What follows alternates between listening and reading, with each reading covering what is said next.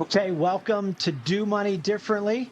I'm excited to have RaSean McMiller on, who I met in Phoenix a couple of weeks ago, right, when I was on my speaking tour. And Sure. RaSean, again, very excited to have you on. You approached me after the presentation. We're pretty excited about what I shared about money. So I just want to welcome you to Do Money Differently, man. Man, it's just an honor to be here on this podcast and to share what I learned from Todd and just to get my story. Fantastic. Okay, so what I like to do with our guests is just to have you share.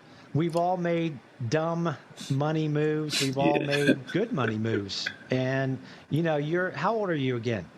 22. 22. So, even we all make money moves, good or bad, while we're young. Obviously, the best is to limit those going forward. But tell me for fun, as before we get into kind of this conversational interview with you, and what you have learned and what you're excited about. What's one bad money move that you've made as recent as this morning or in the near past? All right, so I got a couple, but like the one that come to mind is like when I made my first $10,000. This when I was like, this is like when I was like selling socks, so I was just starting to like come up with profit, starting to get some money. And I was so excited. I'm like, because I never know what it felt like to make $10,000. So I was so happy and excited. I wanted to go spend a whole $10,000 on clothes, on like everything I've been wanting, like shoes. I was gonna have to eat every day. So I was just having fun with that 10,000. It was my first time having that much money, so I didn't know what to do with it. But like I didn't know what to do with it, but spend it. So I think that was like one of the worst ones. And they put me back a few months because I grinded so hard to get that through 3 or 4 months of like reselling stuff and doing stuff like that. So it took me back months. But I think it was a good feeling because I think that's how it is when you start touching money, like some like thousands of dollars. So it's like it's your first time getting money. So it's like, man, why not? I You're not alone in that when you first come across some money, right? It could be $500 to somebody is a big deal, 10,000, 5,000. Yeah. So you're not Yeah. alone, been there and kind of done that back in the past, right? So, and then what's been we'll talk about, you're an entrepreneur, man. So I look forward to talking to you about that when you came up to me and you told me what you're doing and you're doing well, but what's your best money move that you've made recently? I probably would say like investing in my business. So like just putting the money into my business. I think that was the best thing I could have ever done. Was take the money that I had and like invest in something that can make me more money. So just investing Yeah. in my company, investing in like what I needed to start up in the initial phase. So I think that was the best money investment that I made so far. And that's smart. That's great.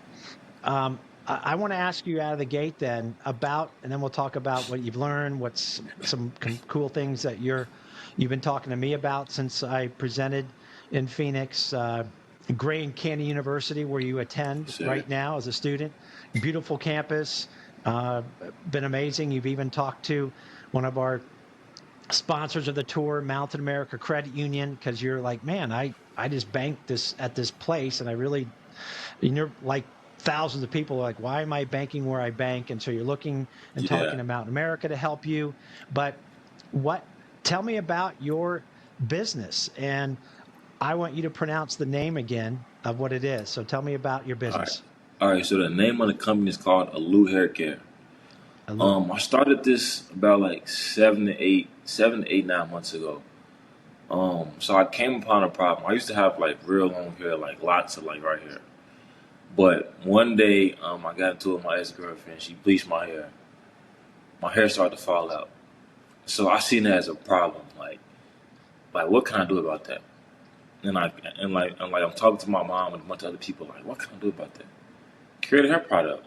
Like, that's the easiest thing to do. So create a hair product. I started creating a name. The name is actually backwards from my grandma named Eula. My grandma name is Eula. So the That's cool. names like mean something like mean something to me. And my grandma was always big into don't go out the house with your hair looking any type of way. She was always big into hair care and to taking care of yourself. So like that's why that name really means something to me. And I took that and I just started creating like how I wanted the bottle, how I wanted everything to set up. But I wanted to have a certain look to where it could stand out on shelves.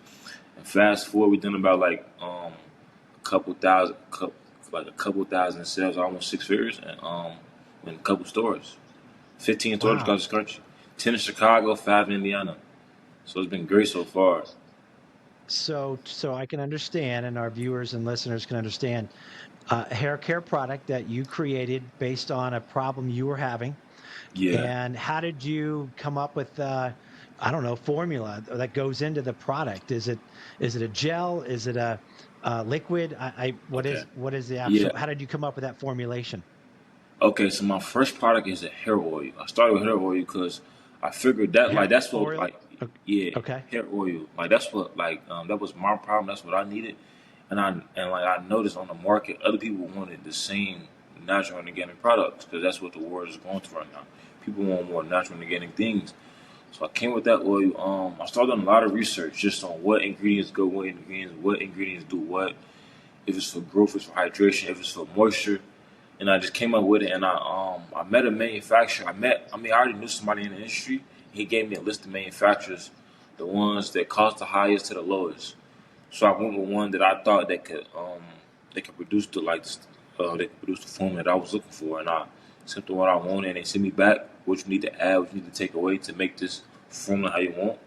And yeah, that's how we came up with it. But it took a couple months and took a couple tries to get the perfect formula that I wanted. That's fantastic. I feel like you're on Shark Tank right now. Actually, this is the kind of feeling that I have of those questions, and you're doing well. It sounds like you don't need any investment. I would don't get investment until you really, really need it, right? Yeah, Um, Fantastic. And so, uh, I'm not going to ask you numbers of how much money you're making. I'm not going to do that. But you did share, kind of in privacy with me that you're doing really well. And I yeah, just want to, again, applaud you for what you're doing. You took a risk, if you will, man, which we always talk about at Young Money University. This is not just only about managing money. We call it kind of financial rebellion and how to begin investing and just managing that money differently monthly. But our content expands to help young people look at what side hustles to start to make a few $100 a yeah. month, or it could turn into something bigger. Like you. So you're making a lot more than that. Um, give me, before I ask you some money questions based or some conversation about what you heard me speak, because you are making money and you're saying, man, I need help to manage that money to make it grow. But what have you learned about yourself in the last several months since you started this business? What have you learned literally about yourself that maybe you didn't know months ago? Um, that's a great question. So like I was literally just talking about this with somebody else. That I don't have all the skills because you as an entrepreneur, you think you got the marketing skill, you got this skill, you got that skill, but in reality, you don't. So me just knowing that I need help and like I can't, like you can't move this shit by itself. You need like other people on the team that have better skills than you in certain areas. I think that's been like really like eye opening for me to for me to really like take the pride away and say that you don't know every skill like that you need for each position in the company. Like you can't be the marketer and the CEO and the finance person and this and that at once. You gotta bring people on who good at those positions. So that's what I've been learning about myself that that like we need other That's people. Like we gotta delegate. that's fantastic. And you're only 22. Um, my question now is, I love your answers because you had to break through the classic FUD: fear, uncertainty, and doubt, right? Did you have any FUD Yeah, along the way? I know the yeah, answer, but I want to hear it from you. yeah. So just starting cause I was doing a bunch of side hustles, like you said, a bunch of side hustles, reselling, doing stuff like that. But it was nothing on this scale of like creating a product and people actually being able to go to the store and see it. Like I had a lot of fear, who about my hair product when it's 1,000 other brands and companies out there that's doing hair products, hair care, skincare like that. Like yeah, so like who gonna trust my product and it hasn't even been on the market for that long? 'Cause like it was just a lot of fear and just starting and just like knowing how to market it, um, having the right team, like it's so much fear into like just starting. But once I started, I didn't see like I don't want to say it got easier, but I was more comfortable with like just going because I already started. Like so, if I lost, I just lost because like it's just to me I don't take losses. I mean to me I don't lose. I like learning stuff on the way. So I never look as a loss as a loss. This is like a learning stage for me. So like even if I did fail, I was gonna learn more about me failing with me starting than me not even starting and not even knowing if it's gonna fail or succeed. So that was my point of just doing it, even if it failed. That's fantastic, right? Fear of failure is just a human condition that we have to bombard with taking action one way or another, right? And I Yeah, love what you said. I can guarantee you our listeners and viewers are going to be encouraged and inspired by you. It's just fun to see at age 22. And I recently had to deal with some stuff of trying something different in my business, and it was like the seventh iteration. And yeah, I had the same thing. It doesn't change as you get older. It's just part of life and humanity. But I had some fear, uncertainty, and doubt. And I had a guy who was kind of like a men's small business owner group, if you will. It was faith based plus business. yeah, And it was a table conversation. They had a couple of questions, and it was about 35 men who are either business owners or executives. And the first question is, what is your biggest challenge? This was about a year ago. And I said, man, I don't know if I want to bring this up, but I said, well, I'm trying a new iteration for my online growth. And it's like it would be number 7. And he goes, okay, get on the yeah, horse, get on the horse. Number 8, try man. it again. Try number 8. So I love that for you and what you just said there. So if you are, I'm going to stick to this side hustle entrepreneurship piece. Give me some things that you would share with someone because this is a high interest level of content. How do I start a side hustle?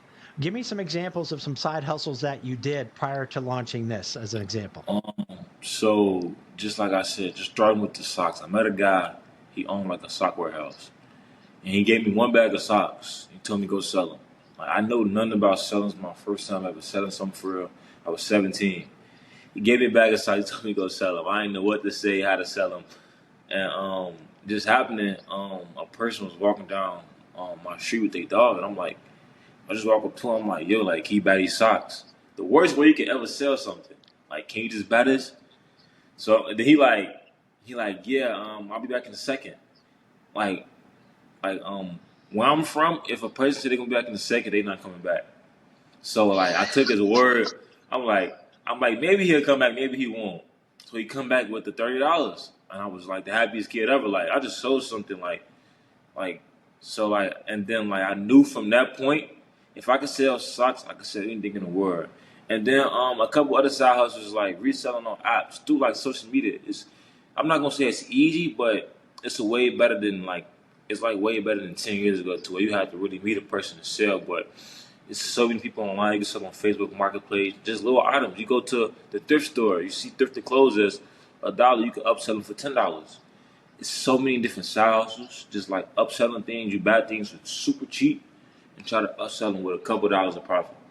Like that's what I would say to anybody out here that's want to start doing side hustling on like a lower scale. If you don't have that much capital to start, I would say start with little things around your house. You can put things on Facebook Marketplace, and then That's, like yeah, another thing, that's and then like on the high scale of reselling is like I know guys who's making 300,000 to 400,000 a month reselling watches, but that's on a higher scale because they got more capital, so they can invest more money into their product and what they're reselling. But just in the little scale, I would say just find stuff around your house first that you could resell that you already bought that's been years old, but like other people might want online on Facebook Marketplace, just apps like that. So I think that's the way to start. that's fantastic. Fantastic. Well, and you shared prior to this interview, you have some family that's had some success in professional sports, and that's always kind of fun to be a part of seeing them be successful in their own way, Yeah, right? And it takes grit. It doesn't matter whether you're a yeah, professional athlete opening a business. At the end of the day, it takes grit and getting knocked down several times and getting back up, right? And trying harder, iterations, et cetera. So, all right, let's go back to the presentation that I shared, where you had some big eyes along with several people in the presentation in that room when I yeah. started talking about doing money differently. What were a couple things that you heard that made you go, "Wait a minute, this is different"? Yeah. So the biggest thing that I took like from that I really was keying in on just like the savings accounts. Like I'm so used to where I'm from, just putting money in one savings account.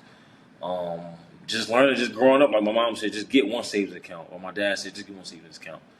I'm like, okay, like that's what you're supposed to do because that's what I learned, that's what I was around, that's my environment. But just you coming there and tell us like we can have a savings account for this Atlanta trip or for your new car you want or for investing. Just 6, 7 different saving accounts that you know that you can go to for when you want to go out. You want to go out this Friday. Make a savings account for every other Friday that you want to go out. So you can have $50. So you won't know that you can't spend over $50. Just making certain different accounts with your money in it instead of just having it in one checkings and one savings. I think that's been like that's like something that I took from you and I implemented it in my life. That's been a success in the last 3 weeks. So I know if I go out this weekend, I'm going to Atlanta this week. I can't spend over $1,000. Like let me keep that at $1,000, or I can't spend over 800. Just knowing that I have to just look at that account, that Atlanta account, and I can't go over that no matter what's going on with. Just trying to stay in that budget. I think that's been That's awesome. what I took from Young Money University and what you was talking about. That's fantastic. It is a big deal, and you're not alone. There's millions of people that were taught a certain way, and it's not wrong. I had a Yeah, savings account only for many, many years. So how we grew up, what we heard, our money DNA of what we saw in our family, this is how we did money, whatever, some good, bad, and indifferent, right? And so I love that. So you're going to Atlanta, you got $1,000, like this is it, because you yeah, don't want to repeat past mistakes.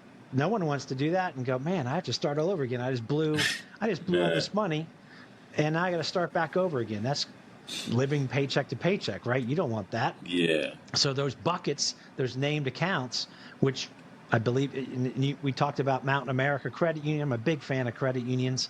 They can do that for you. Multiple named accounts with little to no minimum balance requirement, which is huge. And some traditional banks, they've got a pretty decent minimum balance requirement. And if you go below that, then you get dinged a fee per yeah, month, and that's not cool. So love that you are looking at a credit union. And number two, the piece that I thought was uh, eye opening is that you wanted to know more about investing, how to make your money grow, right? yeah. Yes, sir. And so when I talk about investing, what was that when it comes to stocks? How much did you know about it? What came to mind when I said investing in the stock market? Was that overwhelming to you before you heard me speak? What was your thoughts on just investing money? Yeah. So I think that's a great question. Um, like when I heard you say it, like everybody say when they get some money, they're just gonna invest it. But what does that look like actually? Like investing your money. That was always my thought. Everybody say, I'm gonna get some money, I'm investing. Invest in what? If you never had money, like you don't know what to invest in. So you just come in there and tell us like you can get this Acorn account and it's gonna take $5 off and it's gonna put it in so many different stocks. Just $5. Like $5 a month. If you ain't got $5 to invest in, I don't know what to tell you. So it's like you just come there explaining, okay, this gonna be in stocks, it's gonna be this and that. With this $5 a month, I think that was eye opening to other people because like most people think they need a lot of money to invest.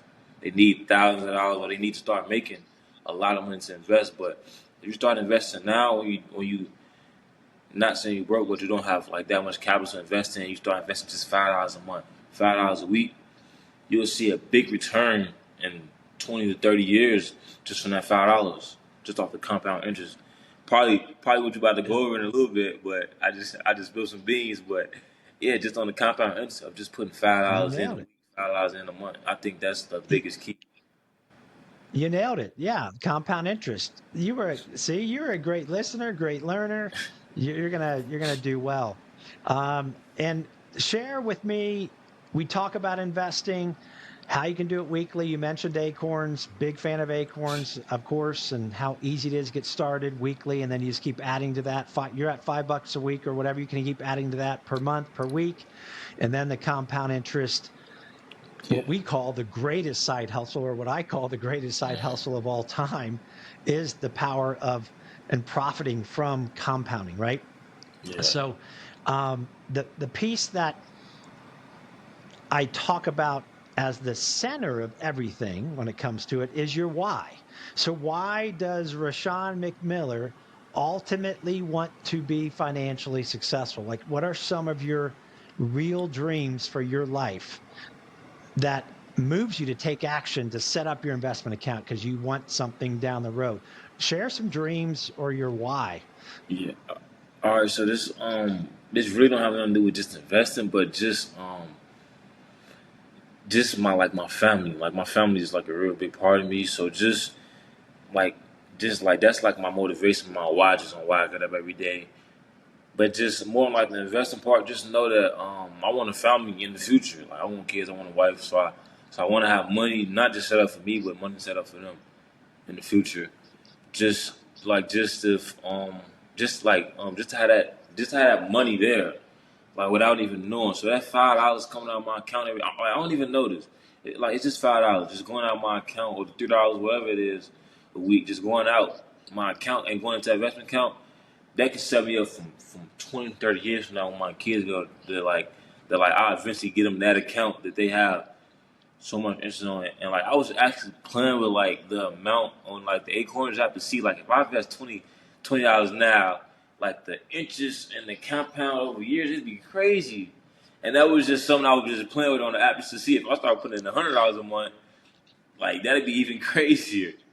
So just getting those accounts, or like just like my wives, like my family, just me wanting to start a family, and me so like and like just another part of my dreams is like just like the business I want to start.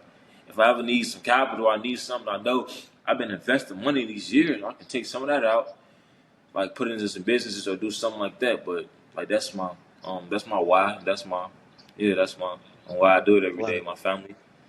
That's fantastic, RaSean. You are no different than many people that I speak to, thousands and thousands that want to help take care of current or future family, want to do experiential living with current or future family and friends, help other people that are in need, could be extended family, right? I mean, that's really what Yeah, Young Money University is all about, and Do Money Differently. It's not about just RaSean having the best life ever, or Todd. man. That would end very that kind of life would end very hollow and shallow. But now being able to have more purpose and why you're doing your business, why you're investing, why you're now saving differently in the short term.